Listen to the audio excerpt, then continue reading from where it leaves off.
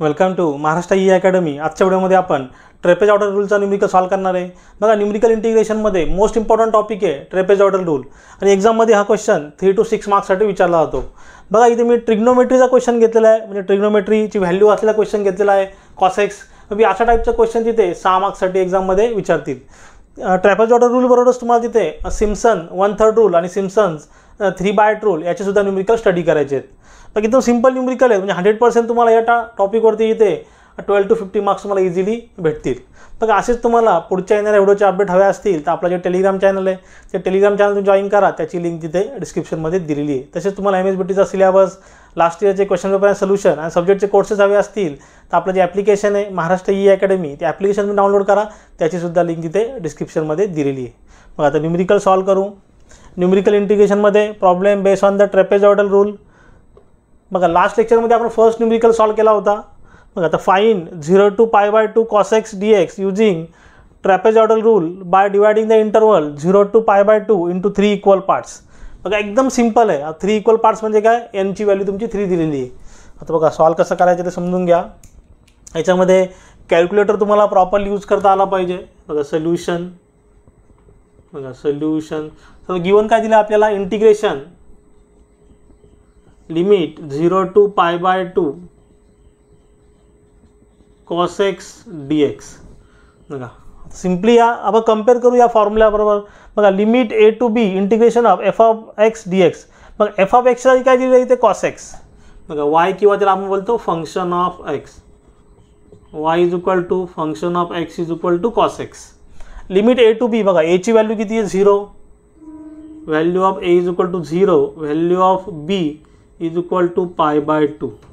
Limit a to b, value of a 0, b ची value π/2। Then 3 equal parts, म्हणजे n ची value किती दिली, 3 दिलेली आहे, n is equal to 3। Then find out करू, h is equal to b minus a upon n। बघा, b ची व्हॅल्यू किती आहे, π/2 मायनस a ची व्हॅल्यू किती आहे, 0 डिवाइड बाय n ची व्हॅल्यू किती आहे, 3। h इज इक्वल टू, बघा इथे तुम्हाला आता h ची व्हॅल्यू फाइंड आउट करायची आहे। π/2 मायनस 0 का होईल, π/2 डिवाइड बाय 3। बघा, 3च्या डिवाइडला काय नाही म्हणजे काय असणार, इथे 1 असणार। बघा, 3च्या डिवाइडला काय नाही म्हणजे इथे काय असणार, 1 असणार। बघा, डायरेक्टली तुम्ही सॉल्व करू शकता। h इज इक्वल टू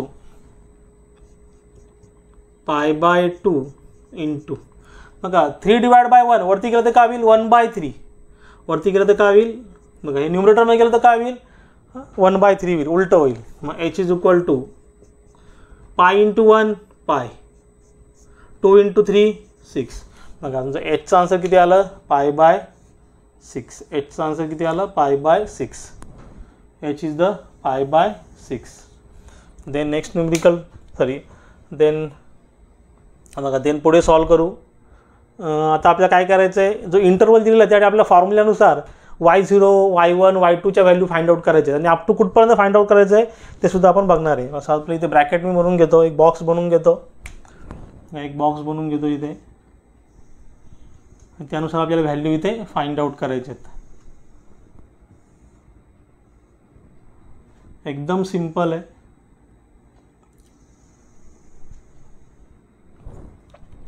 बघा, सर्वात पहिले काय तुमचा x, बरोबर, जी व्हॅल्यू का असते x, इंटरवल दिला ती व्हॅल्यू का असते, x असते, म्हणजे x 0 to π/2, ही व्हॅल्यू तुमची काय, 0 to π/2। Then y is equal to function of x is equal to cos x। y is equal to म्हणजे y म्हणजेच काय, फंक्शन ऑफ x, काय दिलं आपल्याला, cos x। इथे आपल्याला y च्या व्हॅल्यू इथे फाइंड आउट करायचे। आता बघा, सुरुवात कुठनं करायची, आपल्याला लिमिट काय दिले, 0 पासून सुरुवात करायची। काय दिले, 0 to कुठपर्यंत जायचं आहे, π/2 पर्यंत जायचं आहे। बघा, पहिली व्हॅल्यू काय आपली, 0, पहिली व्हॅल्यू काय, 0।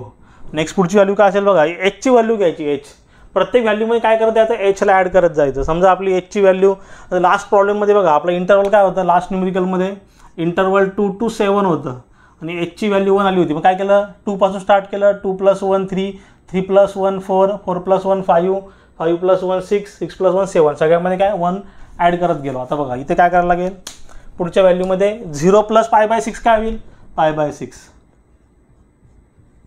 नेक्स्ट व्हॅल्यू काय आली आपली, π/6। पहिली 0, नंतर 0 + π/6, बघा 0 प्लस एच, ही एचची आलेली व्हॅल्यू 0 प्लस π/6 काय π/6. नंतर पुढच्या आलेल्या व्हॅल्यूमध्ये काय करायचं बघा, आली कुठली व्हॅल्यू आली आपली π/6. एचची व्हॅल्यू किती आहे π/6. बेस सेम इथे काय होईल, बेस सारखा येईल तुमचा, पाय प्लस पाय काय होईल 2π. बघा इथे 2 ने भाग जातो, इथे काय येईल π/3. नेक्स्ट व्हॅल्यू आपली काय आली π/3. बघा नेक्स्ट व्हॅल्यू काय आली इथे π/3. देन नेक्स्ट बघा नेक्स्ट व्हॅल्यू कुठली आली π/3 प्लस कुठली व्हॅल्यू ॲड करायची, एचची व्हॅल्यू ॲड करायची, π/3 प्लस π/6. आता इथे बघा बेस सारखा नाही, आपल्याला एलसीएम घ्यायचं बघा, बेस सारखा नाही आहे, तिथे काय करेल इथे 2 ने मल्टिप्लाय करतो, 2 × 3 का होईल 6, बेस इथे सारखा झाला तुमचा, याला 2 ने मल्टिप्लाय केलं तर याला पण 2 ने मल्टिप्लाय करायला लागेल, 2π प्लस पाय काय होईल 3π. 2π 2 × π 2π आणि हा पाय, 2π प्लस पाय 3π, इथे भाग जातो बघा, 3 × 2 = 6, इथे काय येईल π/2. बघा बेसिक कॅल्क्युलेशन आहे, ऑलरेडी तुम्हाला येते सगळे. आपलं आलं लिमिट 0 पासून π/2 पर्यंत, 0 पासून π/2 पर्यंत. आता बघा आता सगळ्याच्या व्हॅल्यू फाइंड आउट करू. आता इथे महत्त्वाची गोष्ट काय आहे, cos x ची व्हॅल्यू आहे, तर रॅडियनमध्ये तुमचं कॅल्सी घ्यायचं आहे. तुम्ही सिम्पली, आता माझ्याकडे जो कॅल्सी आहे FX991MS, व इथे तुम्ही रॉंग करू नका, तुम्हाला कॅल्सीची सेटिंग रॅडियनमध्ये करायची. मग तुम्ही मोड प्रेस केलं, मोड, मग आता माझ्याकडे जो कॅल्सी आहे FX991MS, त्याच्यामध्ये 1 2 3 4, बघा 4 वेळा प्रेस केल्यानंतर मोड, तिथे सेकंड नंबरला रॅड येतो, 1 2 3 सेकंड नंबरला रॅड, 2 नंबर प्रेस करा, इथे बघा तुम्हाला कॅल्सीमध्ये असा आरचा साईन दिसेल, असा आर. कॅल्सी तुम्हाला रॅडियनमध्ये ठेवायचं, लक्षात घ्या. देन आता बघा cos 0ची व्हॅल्यू, सिम्पली cos 0 ची व्हॅल्यू किती असते, 1 असते. देन cos π/6, cos ब्रॅकेटमध्ये π/6 0.866. देन cos, फक्त काय केलं, एक्सच्या जागी 0ची व्हॅल्यू, एक्सच्या जागी π/6ची व्हॅल्यू, देन cos एक्सच्या जागी π/3 आणि घेताना ब्रॅकेटमध्ये घ्या, cos ब्रॅकेटमध्ये π/3 0.5. देन लास्ट cos ब्रॅकेटमध्ये π/2 0, cos ब्रॅकेटमध्ये π/2. बघा cos ब्रॅकेटमध्ये π/2 0. बघा अशा प्रकारे व्हॅल्यू तुम्हाला भेटल्यात. तर आपल्याला ॲज पर फॉर्म्युला बघा, पहिली व्हॅल्यू तुमची काय असते y0, then y1, then y2, then y3. बघा एनची व्हॅल्यू आपली काय 3 आहे. बघा एनची व्हॅल्यू आपली काय 3 आहे. फॉर्म्युला बनवू बाय युजिंग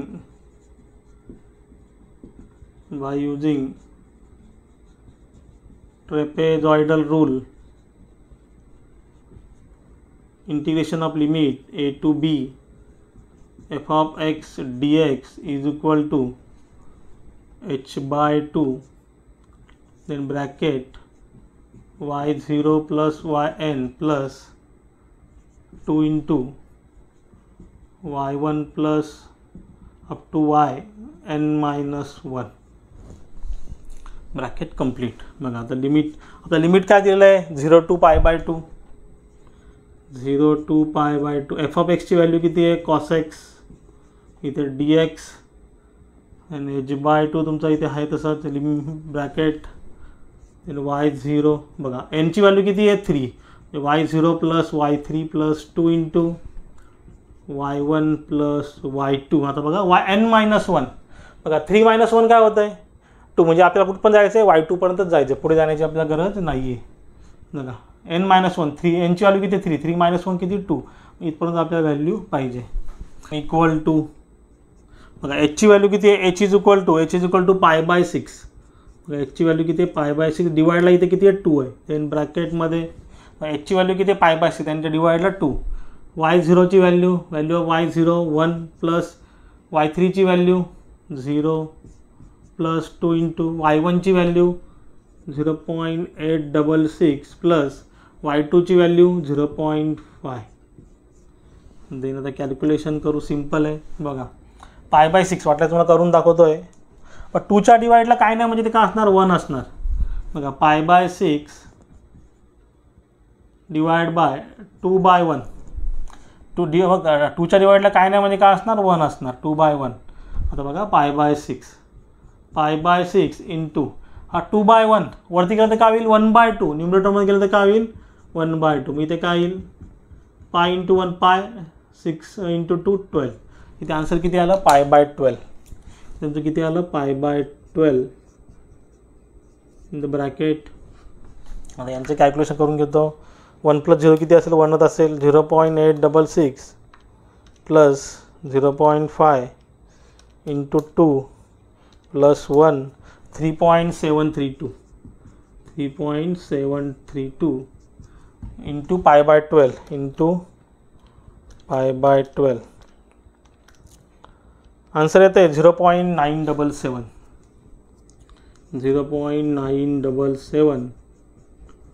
अप्रॉक्सिमेटली 0.977 अप्रॉक्सिमेटली. बघा एकदम सिंपल न्यूमरिकल आहे. लक्षात ठेवा जेव्हा सुद्धा ट्रिग्नोमेट्रीचा न्यूमरिकल तुम्ही सॉल्व कराल न्यूमरिकल इंटिग्रेशनमध्ये तुम्हाला कॅल्क्युलेशन सेटिंग रॅडियनमध्ये करायची आहे. तुम्ही रॅडियनमध्ये केलं नाही सगळं तुमचा आन्सर रॉंग होऊन जाणार. मग आता याच्यामध्ये काय डाऊट असेल तुम्ही जरूर मला कमेंटमध्ये विचारू शकता. आणि मी सांगितलेलं समजलं असेल तर चॅनलला लाईक शेअर सबस्क्राईब करा. साईडला जे बेल आयकॉन बटन ते प्रेस करा म्हणजे माझ्या पुढच्या येणाऱ्या व्हिडिओची नोटिफिकेशन तुम्हाला सर्वात पहिले भेटेल. थँक्यू.